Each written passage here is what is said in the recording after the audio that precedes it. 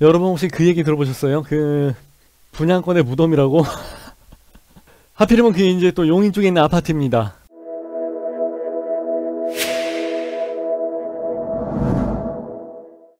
에버랩스 우리 요번 시간에 진행을 하게 되는 것은요, 여기 보평역 서희스타일스 리버파크. 리버는 아니지 않나?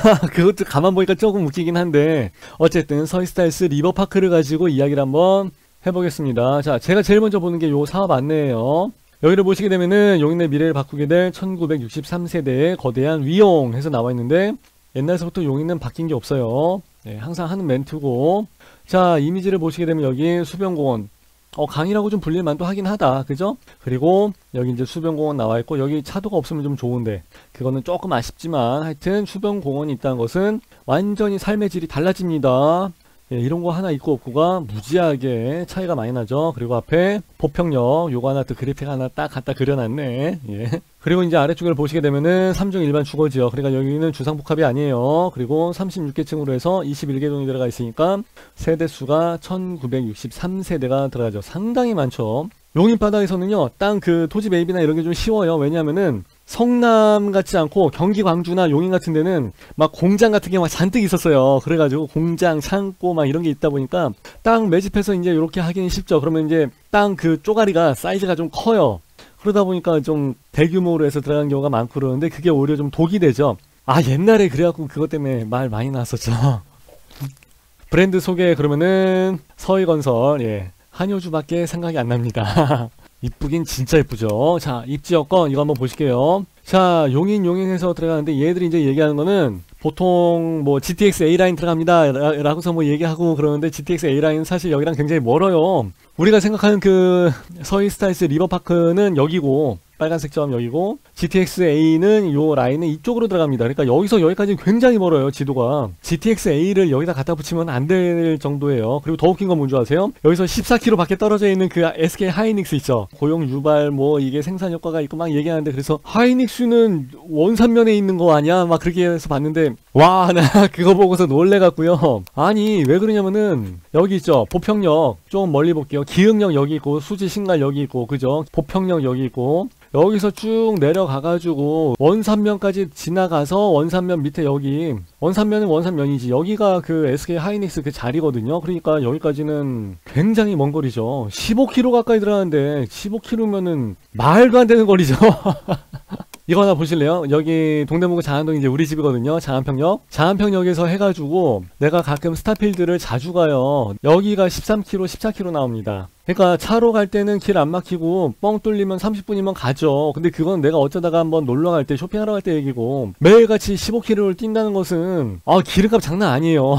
그러면은 전기차 사야 돼요, 전기차. 여기에서 공장이 생긴다고 해서 이게 15km 밖에 떨어져 있는 여기까지 해서 이렇게 이 아파트가 무슨 뭐 반사 이익을 얻을 것이다, 내가 보기엔 아닌 것 같은데, 그건 아닐 것 같아요. 보통에 이런 생산 유발 효과가 나오는 그 큰 공장 단지나 이런 게 생기고 그러면은 그 앞에 또 여러 가지 기숙 시설이나 이런 것도 또 많이 들어서요. 왜냐하면 또 외국인 애들, 그 노동자 애들도 많이 돌아와서 또 재워줘야 되고, 그리고 그 앞에 막 빌라들도 많이 있고 막 그러기 때문에, 그리고 그 앞에 되게 싸거든요. 근데 여기 지금 뭐 4억 넘어가는 아파트를 가지고 해서 누가 차 끌고 왔다 갔다 15km를 뛰면서 그렇게 해서 할 것 같지는 않아요, 내가 보기. 그리고 사람들이 얘기 많이 하는 게 플랫폼 시티 뭐 그런 얘기 하는데, 그거는 애시당초 생각도 안 하고 있었고 쳐다보지도 않았었고, 거기는 어딘가 막 보지도 않았어요, 이것도. 그리고 뭐 얘기 나오는 게 뭐 용인 테크노밸리, 저는 용인에서 진행한다는 것은 저는 다 생각도 안 해요. 예. 지방 아파트 어디를 가더라도 이 정도 호재는 다 있습니다. 물론 이제 계획대로 다 되고 그러면은 엄청난 생산 유발 효과도 나오고 막 좋아요. 근데 이게 지금 현재도 좀 말이 많이 나오고 막 그래가지고 조금 생각을 안 하고 좀 마음을 비우고 있는 상태고, 저는 이제 개인적으로 또 다른 거 호재로 해서 이야기를 하는 게 뭐가 있냐면, 이제 수강선 연장 사업이 들어가는 게 있는데, 수강선이 연장이 되게 되면은 그거는 좀 괜찮을 것 같아요. 근데 그것도 여기서 경전철을 타고서 가서 광주에서 판교까지 해서 가고, 광주에서 판교까지가 1시간이에요. 1시간이 넘는데 그걸 가지고 그렇게 해서 그럼 여기서 또 거기까지 가는 시간도 있는데, 그러면은 그것도 조금 내가 보기에는 메리트가 조금 약한 거 아닌가 싶기도 하고. 그리고 이제 제2경부고속도로가 24년도에 뭐 개통을 한다고 하는데, 그것도 역시 안 쳐주죠. 그걸 쳐주진 않아. 왜 그러냐면은 고속도로 맨날 막히니까 안 쳐주죠 당연히. 그래서 그것도 좀 그렇고. 근데 지하철은 쳐줘요. 지하철은 왜 그러냐면은 뭐 매어 터지든 말든 어떻게 막 콩나물처럼 가든 말든지 간에 일단은 제 시간에 데려다 주잖아. 그러니까 출퇴근할 때 그거는 보장이 되니까 그것 때문에 그런 거예요. 시간을 보장을 해준다는 것 때문에. 근데 여기서 지금 보평역 들어가는 거는 에버라인이라고 해서 요거 지금 경전철이잖아요. 경전철은 안 쳐줘요. 역시 이것도. 그래가지고 그럼 뭐 면목동에 우리 동네에서 뭐 연결되는 뭐 면목 경전철 그거 신설동이랑 우리 동네 지나간다는 것도 나도 역시 그거 쳐다도 안 보고 있습니다. 생각도 안 하고 있고. 예. 그렇기 때문에 그런 건 사실 그렇게 큰 의미가 있거나 그런 건 아니고요. 이거는 있을 수 있어요. 여기 뭐 고림지구랑 해서 이 위로 지금 여기 땅은 스타일스는 여기거든요. 요 위로 아래로 해서 계속해서 좀 많이 들어가요. 그래서 전체적으로 이 동네에 들어가는 인구가 한 20만 명 이상은 조금 늘어나는 걸로 이제 얘기가 좀 다 돼 있어요. 그래서 이 도시개발 계획 잡는 게 그냥 경전철을 뚫어 놓는다든지 그냥 뭐 GTX 하는 김에 뭐 한 칸 더 와서 연장하고 그냥 이렇게 하는 거는 아니고요. 개발 계획이라든가 이런 게 다 세팅이 돼 있어서 좀 다 짜맞춰서 들어간 거예요. 좀 멀리 보고서. 그렇기 때문에 좋기는 좋죠. 예, 이 근처에 이제 아파트들이 계속 생겨나고 그러면 이건 분명 굉장한 호재고, 내가 알기로는 여기에 들어간 아파트가 한 2만 세대 정도가 더 들어가는 걸로 알고 있거든요. 그러면은 미니 신도시가 아니라 그거는 하나의 거대한 신도시죠. 엄청나죠. 그렇기 때문에 호재로서는 거시경제 측면으로 봐야 돼요. 그건 분명히 좋은 영향이 있어요. 근데 플랫폼 시티도 마찬가지고 그 시점을 잡고 있는 게 35년도라고 이야기를 하죠. 35년도. 멀었단 얘기예요. 멀었어요. 그걸 뭐 지금서부터 굳이. 물론 지금 싼 값에 들어가고 난 그냥 거기서 그냥 주구장창 살란다 그러시는 분들은 괜찮아요. 그래서 부동산에서 항상 우리 공식으로 이야기하죠. 뭐라고 얘기합니까? 실입주가 깡패라고. 그러면 실입주에서 들어가신 분들은 이거를 뭐 투자자나 투기꾼처럼 팔 생각이 없어요. 그러니까 올라가든지 내려가든지 알 바가 아니야. 팔아야지 금액이 나한테 내 주머니에 돈이 꽂히는 거지. 황금성 얘기하잖아요. 그러니까 실입주에서 계속 사신 분들한테는 금액이 올라가든지 내려가든지 아무런 상관이 없어. 기분은 좋아요. 그렇기 때문에 그런 분들한테는 좋을 수는 있는데, 그렇다고 해서 여기가 지금 분양가가 싼데 막 홀깃하게 나온 것도 아니잖아요. 서울은 지금 분상제에 걸려갖고 뭐 8억 9억 뭐 12억 하던 게 지금 막 6억에 나와버렸어요. 발코니 확장 비용이 뭐 막 600만 500만원 막 이래버리니까 완전 이건 세일 기간이야. 세일. 그러면은 그걸 사야지. 그렇기 때문에 지방 아파트를 이야기를 할 때는 그런 부분이 조금 우려가 되는 부분이긴 해요. 물론 제가 지금까지 방송을 진행을 하면서 지방 아파트라고 해서 좀 좋은데 프리미엄도 뜨고 월세 수익도 받을 수도 있는데도 뜨고 꼽아드린 데도 있잖아요. 거기도 물론 지방 아파트죠. 뭐 내가 뭐 지주택은 안 땡겨줬어? 그러면은 지주택도 지주택 나름이고 지방 아파트도 지방 아파트 나름이에요. 예를 들어갖고 경기 광주 3동 있죠. 거기 같은 데는 조대지로 묶였죠. 왜? 사람들 물어봐도 경기 광주 3동은 몰라요. 아무도 몰라. 경기 광주 3동은 아는 사람도 없어. 북한에서도 몰라요. 왜? 6.25 때 거기는 포탄이 떨어져 본 적이 없다고 이야기하니까. 근데 거긴 조대지로 묶였어요. 왜? 묶일만 하지. 판교에 있는 수요가 거기는 지하철 하나 두 개 타고 나오게 되면 금방 연결이 되기 때문에 그래요. 근데 여기 같은 경우도 그런 식으로 해서 좀 밀려 나오면서 젊은 사람들이 좀 밀려 나오면서 뭐 아파트 구하려면은 어쩔 수 없이 좀 밀려 나가게 되는 일종의 뭐 젠트리피케이션처럼 나가야 되는 케이스가 있으니까. 근데 여기는 그렇게 되는 케이스가 아니라는 거죠.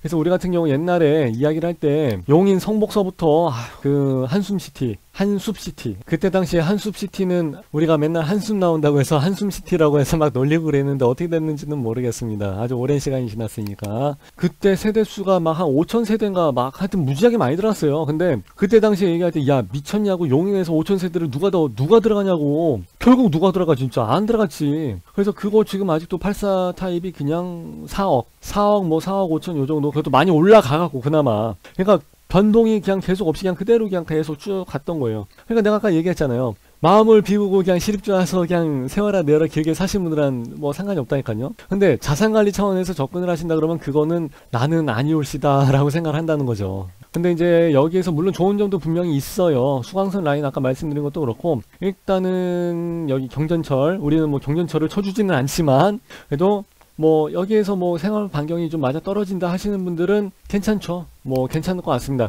제가 항상 말씀드리는 게 생활의 적합성, 내 주거 환경과 얼마나 적합하느냐 이걸 보고 들어가는 거지. 어디 아파트가 좋아요? 아니 좋은 아파트는 많지. 그럼 강남 아파트가 제일 좋지. 근데 그걸 얘기하는 게 아니잖아요. 그죠? 그래서 내 주거 환경이랑 얼만큼 적합한 아파트인지를 보고서 선택을 하시는 게 내가 봤을 땐 좋다 이거죠.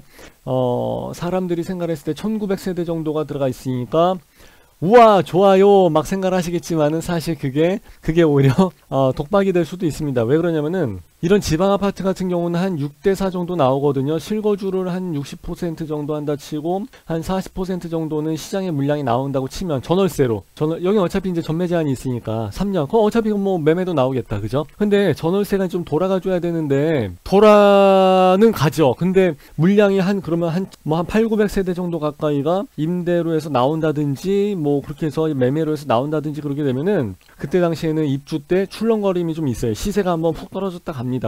물론 이제 금방 다시 차오르긴 해요. 근데 내가 이제 임대를 놔야 되는데 사람이 안 나가. 그러면 이 동네 부동산들은 또 후려치기를 할 거라고. 신도시에 있는 부동산들은요, 젊은 세대기 부동산 경험이 없고 그러면 무조건 다 후려치기를 들어가요. 그렇게 하면 너무 비싸. 그렇게 하면 임대 못 맞춰. 이렇게 해서 이야기한다고. 송도는 안 그래? 다른 데는 안 그래? 별내는 안 그래? 미사는 안 그래? 다 그래. 원래 그래요. 그러다 보면 이제 좀 많이 빠진다고. 그러니까 이게 세대수가 얼마 없고 그러면 괜찮은데 세대수가 크다 보면은 임대를 맞출 때 조금 어려움이 있을 수도 있습니다. 근데 그 사이에 나는 지연이자를 내야 되잖아요. 그럼 그 돈이 만만치는 않다는 거죠. 한 월 150 정도는 계속 깨진다고 봐야 돼요. 예, 그러니까 그것도 사실 만만한 문제는 아니죠. 예를 들어서 그냥 일반적으로 그냥 원래대로 그냥 계산만 했을 때 70% 정도까지는 잔금 대출이 나와요.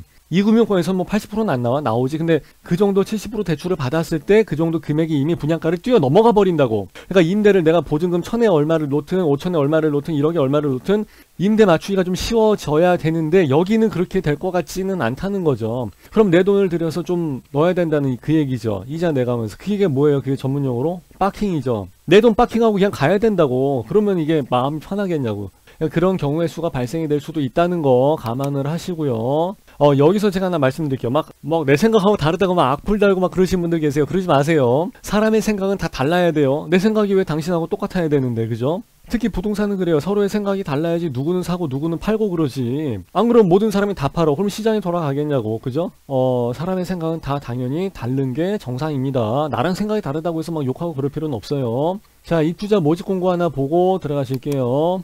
여기 나와있죠. 용인시 처인구. 여기는 비투기 과열지구. 과열지구는 당연히 아니지. 하지만 여기는 청약 과열지구예요. 용인이니까. 그래서 2주택 이상 하신 분들은 1순위 자격 자체가 되질 않아요. 그러니까 1주택이나 또는 무주택 이런 분들만 가능합니다. 자, 여기 처인구는 1주택을 하신 분들은 여기는 가점제가 안 돼요. 그거 참고하시면 될 것 같고요. 재당첨 제한기간 적용, 이거는 당첨이 되고 난 다음에 걱정을 하시면 될 것 같습니다. 자, 분양가 상한제가 적용이 되지 않는 민영주택입니다. 민영주택 참고하시면 될 것 같고요. 자, 여기서부터 보시게 되면은 당첨일로서부터 향후 5년간 투기과열지구, 청약과열지구에서는 접수가 되지 않으니 유의하시기 바랍니다. 당첨이나 시켜주고서 그런 얘기를 하시면은 될 것 같고요. 여기 뭐 무주택에 관련된 내용이라든지 여러가지 내용들이 있으니까 이건 여러분들이 한번 보시면 될 것 같고요. 그리고 여기는 5984가 기본 공식인데 요즘 그 사이에 뭐 6070 타입들이 많이 생겨나기도 하고 막 그러죠. 예, 근데 52 타입들이 있습니다. 조금 특이한 타입이죠. 원래 59 밑으로는 잘 내려가진 않아요. 그래서